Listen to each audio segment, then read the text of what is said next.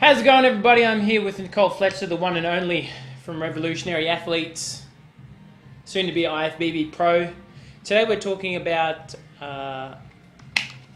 basically what the best diet is for you and what diet you should follow. So what I wanted to have a conversation with regarding this in particular, say hi to the guys. Hello. Woman of many, many words. What I wanted to talk about today is obviously diets, and you know the whole kind of that really great quote, which is, you know, the best diet is the one that, you know, you can stick to. I want to expand on that even more because, you know, as we know, there's a lot of, let's not call them diets, let's call them, you know, nutritional protocols or programs or plans, because that's what they are. Healthy living. Exactly. Because there's people out there following ketogenic diets, which, if you aren't familiar, is high protein or moderate protein, high fat, which also could be interpreted as low carb. Yep. Yeah. Are you doing a low carb diet or keto? Long story short, who the fuck cares? At the end of the day, you know, if it keeps your energy levels high, you don't feel like shit, your training and your performance isn't affected. If not, it should actually be boosted. Huge one to watch is how are you recovering on the diet you're on? Not just energy, recovery. Have you got an example of someone who wasn't recovering well from a diet? Recovering no, from training? because I give them good diets. Oh, well, someone who's come to you because their recovery's been suffering. Well, yeah, recovery suffers. Generally at the start, yeah, new program, a little bit more sore, fair enough, but then it generally will start speeding up. Yeah. But, yeah, no, someone just saying they're always sore all the time, I guess, definitely. Yeah, what are you eating? Not enough. Not the right food after, before. Yeah. Do you ever find that people aren't eating enough protein?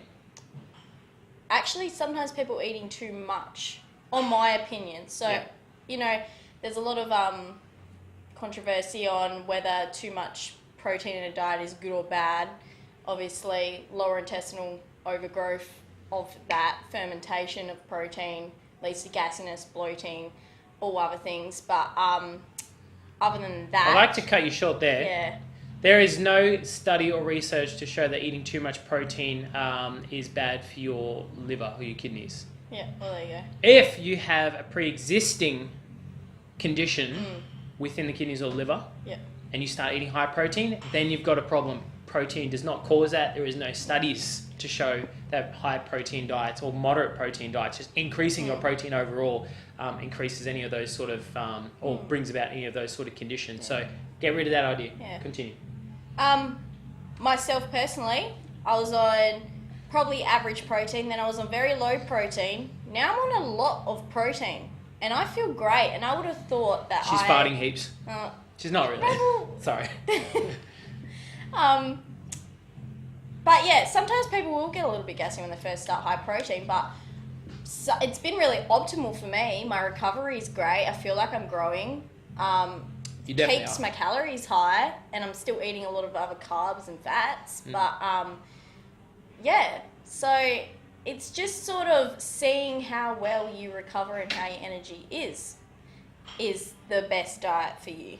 Would you say, what I mean? yes or no, this is where I've sort of come to a bit of a common denominator with all of these nutritional protocols and plans, is if your energy levels are consistent and your energy levels aren't suffering and you do not feel like crap, that's a good nutritional protocol For sure. Well, if you feel like shit, then obviously something's wrong. Yeah.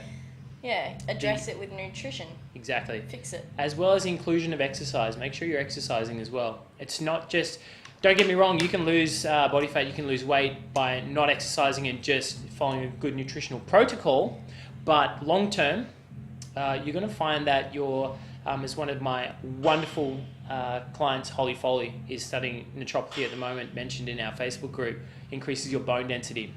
When you fall over, you know, as an old cripple, you might break a bone. This is going to, you know, any sort of training in general, especially resistance and weight training, weight bearing training is going to increase your bone density, which you made very clear is something that not a lot of people think about. But that's, you know, just one of the reasons why you want to exercise as well as a good nutritional plan. Yes. Yeah, well, also, what I found out, tryptophan is an amino acid, which actually helps the release of serotonin within your brain. So obviously exercising.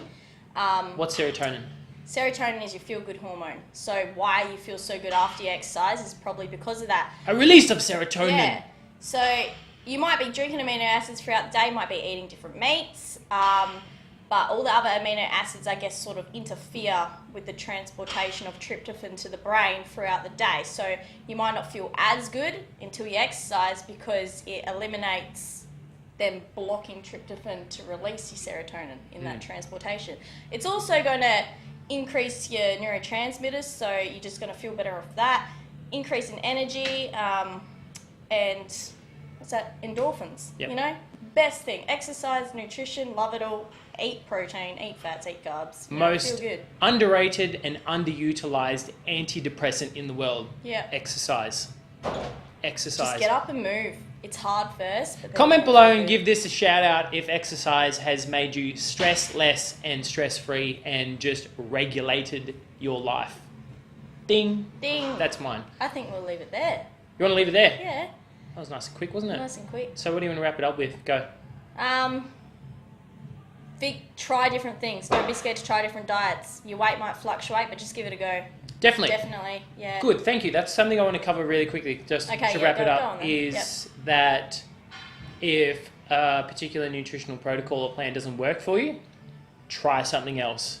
You have an obligation to yourself, your future self, your social circles, your family, your kids, your friends, and everyone else that you have slight responsibilities towards to be operating at your optimal peak performance. And that doesn't mean you have to run a marathon. It's just so you have enough energy to give to those people and to keep your shit together, basically. So if one doesn't work for you, you have an obligation to go out, find another one that works for you. Approach a coach and, get a different point of view, or, just at least an explanation as to why something might not be working for you, because it might just be a tweak that you need a lot of the time. So now we'll leave it there. Yeah. Sound good? Sounds good. Good shit. That was a good high five.